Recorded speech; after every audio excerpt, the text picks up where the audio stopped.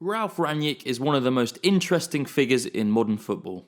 He is widely regarded as the father of gegenpressing, a tactical approach that relies on high-intensity pressing that aims to immediately win the ball back right after losing it. Rangnick has been an influential manager in his native Germany since the 1990s, and his blueprint paved the way for the current crop of elite German managers such as Jurgen Klopp, Julian Nagelsmann and Thomas Tuchel. He was appointed the interim manager of English football colossus Manchester United in November of 2021.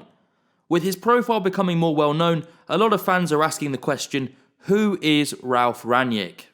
In this video, we'll tell you everything you need to know about the Professor, a nickname he picked up from his time in Germany. Ralf Rangnick was born in Backnang, West Germany on June 29th of 1958. Like many of his counterparts in management, the young Rangnick actually got his start in football as a player. He was a defensive midfielder who got his start in the late 1970s in the youth system of Stuttgart. He then spent a year in England playing for lower division side Southwick, a club founded in 1882 that was mostly known as being one of the founding clubs of the Sussex County League, which covered all the clubs around the area of Sussex.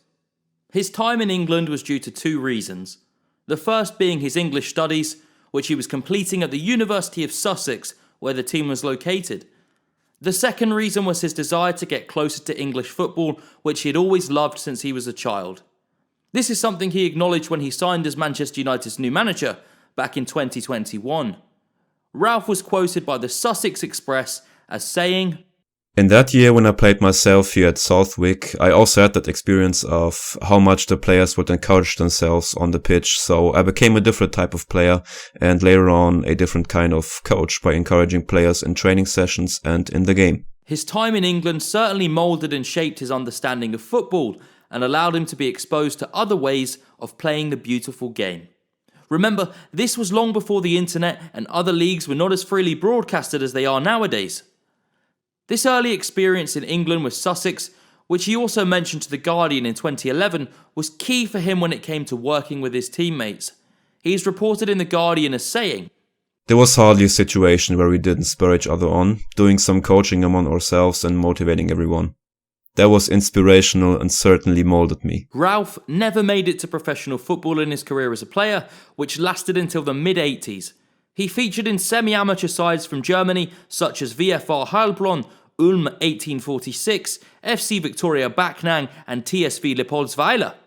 Sadly, he never made the qualities to fully make it as a professional football player and never made the necessary leap to the Bundesliga, but destiny had other plans for the young German. Rangnick may have never been the most gifted player, but his tactical knowledge and understanding of the game were always present, and he was player-coach in the Stuttgart second team. His first full job in management would come in 1983 when he became player-manager of Victoria Backnang, not only kick-starting his career in management, but also his own revolution when it came to the way that Germans viewed football. Back in the 1980s, German football could be described as very conservative, relying heavily on a back three and man marking, with zonal marking often viewed as an unnecessary foreign invention that wasn't necessary to achieve success. Rangnick was one person who thought otherwise.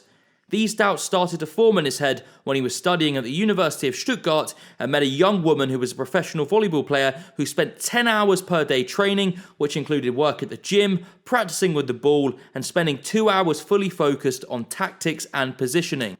His reasoning was quite simple and direct. People in football were not doing enough, and he thought that there was a way to push the boundaries of the game. This was further highlighted when his Victoria Backnang side faced Valery Lobanovsky's Dynamo Kiev in a friendly of 1983. Lobanovsky has become one of the key figures in the development of pressing in football, and Rangnick later on described this match as an epiphany for him. In fact, such was Rangnick's disbelief at the Soviets' intense pressing, he even tried to count their players to see if they had an extra man. In an interview given to Manchester United's official website upon his most recent appointment, he was asked about what three coaches inspired him. He had this to say about Valery Lobanovsky. "And in my first time of coaching in my hometown in Backnang, we played against Valery Lobanovsky's Dynamo Kiev. I was on the pitch and I have told the story many times that after 10 minutes I had to count the players on the pitch because I felt as if they had 1 or 2 players more than my team. After the game I spoke to Valery Lobanovsky with a translator and they told me that they trained that every day, pressing all over the pitch every time. So I went to see their training sessions, and from then on I knew why they were playing like this and that it was possible to play like this if you consequently work on this on a daily basis in training. This would cement Rangnick's ideas of what pressing could accomplish and the impact that it could have on football. Alongside this experience against Dynamo Kiev, he met another important figure in his early career. When he became the manager of Stuttgart 2, he met a structural engineer named Helmut Gross, who was an expert in tactical theory. Both men would develop an important friendship that would prove to be lasting and significant for both of their careers. After 2 seasons managing 7th Division side SC Corb in the late 1980s, Rangnick would return to coach Stuttgart's under-19 side and would stay for 4 years. By this time, Helmut Gross was established as the man in charge of Stuttgart's youth academy, and both men pushed to make zonal marking mandatory on all levels, which is something that they understood was essential to take the players' collective performance to the next level. Both Gross and Rangnick were quite clear about their intentions, and one of their main inspirations was arguably the best team in the world at the time, AC Milan. Rangnick studied and analysed Milan and was quoted in 2019 as saying this about the side. We began writing coaching manuals together. We had friends in Italy send us videos of Arrigo Sacchi's AC Milan. We paused and rewound the tapes so many times that the equipment broke down. During his time as manager of Stuttgart's under-19s, he won the A Junioren Bundesliga, which is the highest honour you can win at that level. He eventually returned to first-team management in 1995 with SSV Reutlingen 05, who were in the 3rd division of German football, but left after a season and a half to return to Ulm, and after a couple of years in charge, he managed to win the Regionalliga Süd Championship and take them to the Zweibundesliga, and finally gaining promotion to the Bundesliga for the first time in their history, perhaps providing proof to Rangnick that his methods, as revolutionary as they were finally paying off. Ralf Rangnick is quoted as saying this of his time at Ulm. When I was head coach at Ulm, my assistant and I had to transfer video clips from one cassette to another for the debriefing of our match. Nowadays, there are video analysts and experts, and there are platforms that do this automatically at the touch of a button. So the technical evolution has made it a lot easier for coaches. There was also the time when in 1998 he was invited to the ZDF Sports Studio, a Bundesliga sports show, to discuss his methods of zonal marking and the use of a back four, only to be ridiculed by the media and a lot of other coaches, which resulted in him gaining the pejorative nickname of the Professor. However, the negativity surrounding this nickname will gradually be forgotten as he continued to prove his naysayers wrong. He eventually left Ulm to coach Stuttgart's first team, which was probably the culmination of his work and lifelong ambition. However, his time at Stuttgart was a struggle. He never really managed to implement his style, with some players failing to adapt to his demands. By the end of his tenure, in February of 2001, Stuttgart were in the relegation zone and Rangnick was sacked, which was ultimately a bitter period in his career as he was never able to fully implement his methods in Stuttgart and had very little success there. Stints in Hanover and his first period with Schalke would prove to be quite similar. Some success followed by a marked decline. At Hanover, he would become champion of the Zweibundesliga and get promotion for the first time in 13 years for the club, only to be sacked a couple of seasons later after a tough spell of form. Something similar happened when he took over Schalke in 2004 after Jupp Heynckes resigned a couple of weeks into the season. Rangnick did very well with Schalke, ending the season as runners-up in the Bundesliga and qualifying for the Champions League.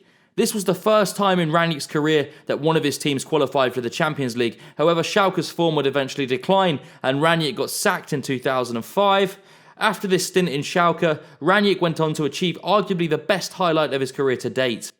Despite having moderate success in many of the clubs he coached, it was during his time with Hoffenheim, a Regionalliga Süd, or the German 3rd division side, he took over in 2006-07 season.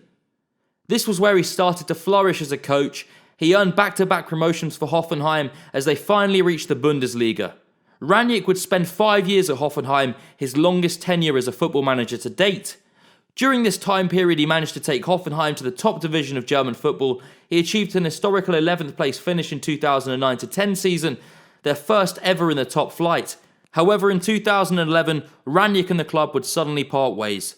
Rangnick resigned when the club sold Brazilian midfielder Luis Gustavo to Bayern Munich without his approval.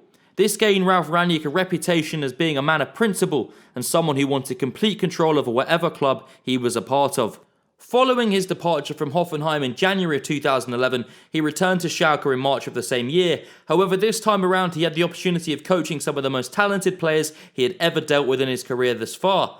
Examples included Real Madrid legend Raul, a young Manuel Neuer, and Dutch striker Klaas-Jan Huntelaar. With this talented team, he managed to qualify for the UEFA Champions League semi-finals in his first season with the club after defeating reigning champions Inter Milan, only to ultimately lose to Sir Alex Ferguson's Manchester United.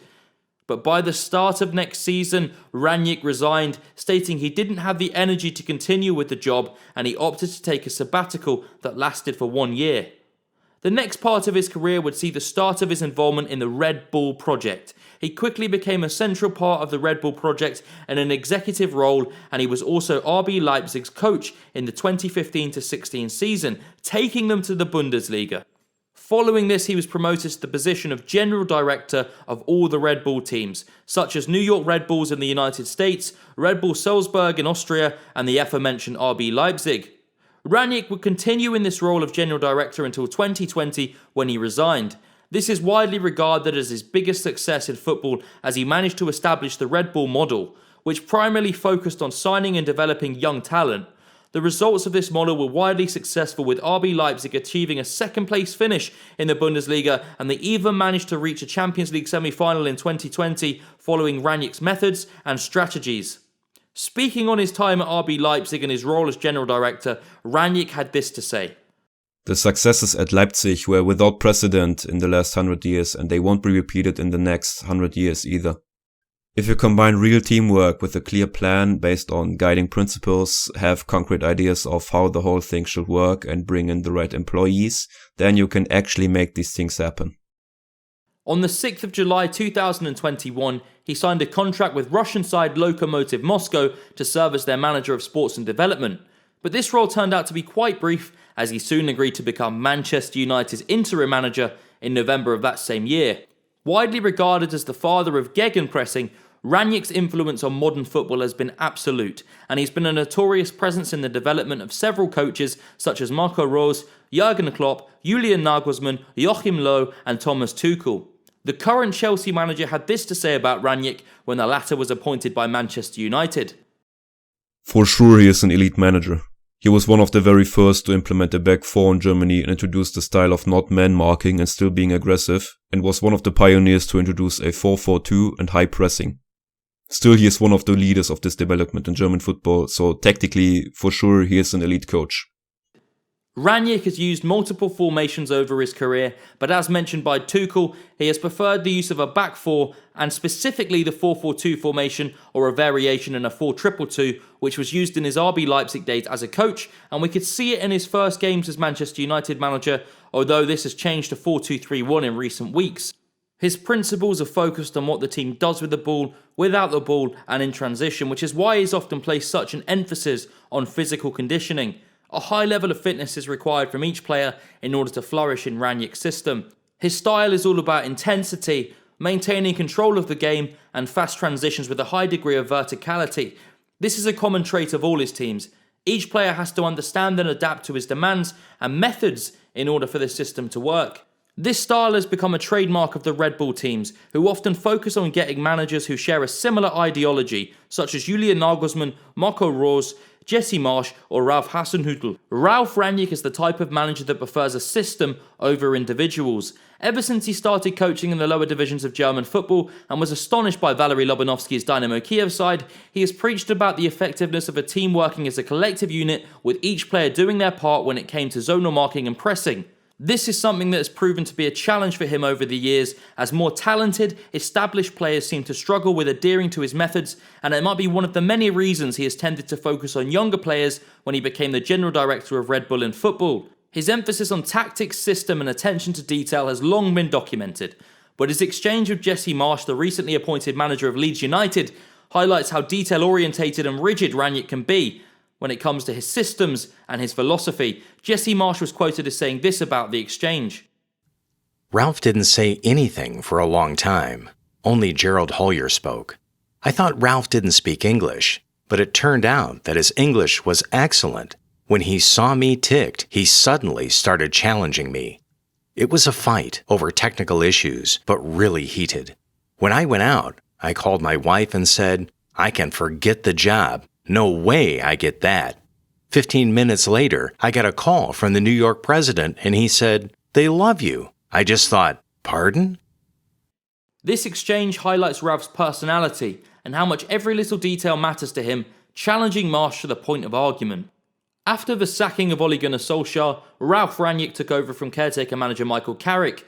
Rangnick was appointed the interim manager of Manchester United in November of 2021, with a plan in place that will see Rangnick transition to a consultancy role to help the club select his replacement manager, working alongside him to build a squad and a true football project that can challenge for trophies in the coming years. His tenure at United started with great promise after a 1-0 victory over Crystal Palace in his first game. But inconsistent results in the league, along with getting eliminated in the FA Cup by Championship side Middlesbrough and a Champions League exit at the hands of Atletico Madrid respectively, has destroyed any chance of silverware for the Red Devils this season. Rangnick has tried to implement his style, but the fact that this isn't the squad he built, plus clear signs of a broken dressing room and some players have arguably checked out from the season, has not allowed him to achieve the degree of performance he desires. He has also made tactical mistakes and his in-game management hasn't been the best at times, which has proven to be yet another issue in this situation, such as starting Swedish centre-back Victor Lindelof as a right-back against Atletico Madrid in the first leg of the round of 16 of the Champions League, taking off Bruno Fernandes, the tournament's leader in assists in this edition, on the second leg when there were still 30 minutes left in the game, and putting on Juan Mata, who hasn't played for the majority of the season, or a constant focus on taking off central midfielders and defenders for attacking players when chasing a goal, which by and large has proven to be counterproductive. However, the vast majority of United fans knew that this was an uphill battle for Rangnick when he signed for the club, and a lot of people expect his consultancy role to have a greater impact on the team's improvement than his interim role. This is Rangnick's biggest challenge of his career and the culmination of decades of hard work. We are going to discover if the Professor still has what it takes to achieve at the highest level with one of the biggest clubs in world football.